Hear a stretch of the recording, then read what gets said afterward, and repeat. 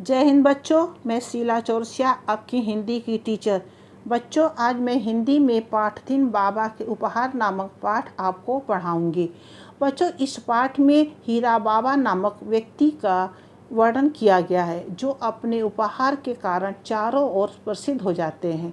बच्चों, रत्नगिरी नगर में एक हीरा बाबा नाम के व्यक्ति रहते थे जिनके घर में कुछ फलों के पेड़ आंगन में उनके लगे हुए थे। वे उन फलों को बेचकर कुछ रुपए इकट्ठे किए थे। एक दिन बाबा ने उन पैसों को लेकर एक कपड़े की दुकान पर जाकर दुकानदार के सामने पूरे पैसे रख कर बोलते हैं कि इन पैसों से जो भी कपड़ा आ सकता है आप उसको मुझे दे दीजिए। दुकानदार ने उनको एक रेशमी शॉल दिया। बाबा ने सोचा कि मैं इतने सुंदर शॉल लेकर क्या करूँगा। उसने दुकानदार से बोला कि जब आप महल में राजकुमारी को वस्त्र देने के लिए जाएंगे तब आप ये शॉल उनको दे दीजिएगा। दुकानदार बोलता है ठीक है। जब दुकानदार राजकुमारी को शॉल देता है और कहता है कि ये शॉल आपको हीरा बाबा ने उपहार के रूप में दिया है तो रानी बहुत प्रसन्न हो जाती है और बाबा के लिए एक टोकरी आम भिजवा देती है और कहती है कि ये मेरे तरफ से उपहार है। दुकानदार हीरा बाबा को खोजते खोजते उनके घर पहुंचता है और वे आम को बाबा को देता है। बाबा आम देखकर कहते हैं कि मैं इस आम को लेकर क्या करूंगा। तब दुकानदार बोलता है कि अगर आपको इसकी ज़रूरत नहीं है तो मैं सीतापुर जा रहा हूँ वहाँ के राजकुमार को वस्त्र देने के लिए, उनको ये आम मैं दे दूँगा आपकी तरफ से। बाबा बोलते हैं ठीक है, आप दे दीजिएगा। दुकानदार उस आम को राजकुमार को देते हैं और कहते हैं हीरा बाबा ने आपके लिए ये भेजा है।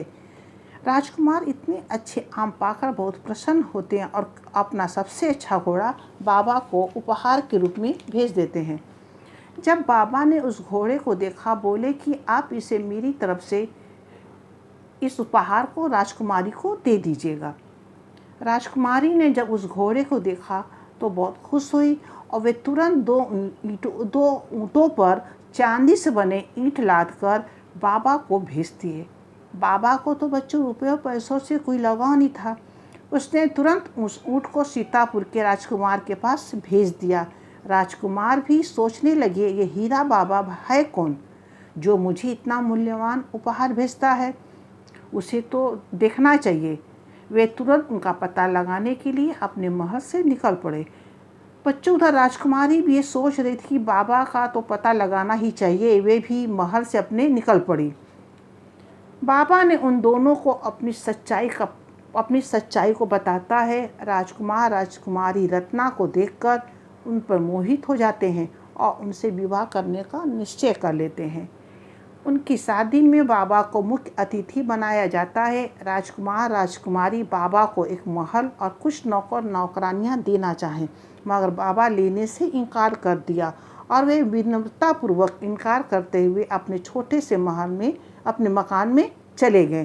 तो बच्चों, इस कहानी से हमें यह शिक्षा मिलती है कि उपहार का महत्व बहुत बड़ा होता है और हमें भी अपने जीवन में एक दूसरे को उपहार देना चाहिए तथा बचत भी करना चाहिए। धन्यवाद बच्चों।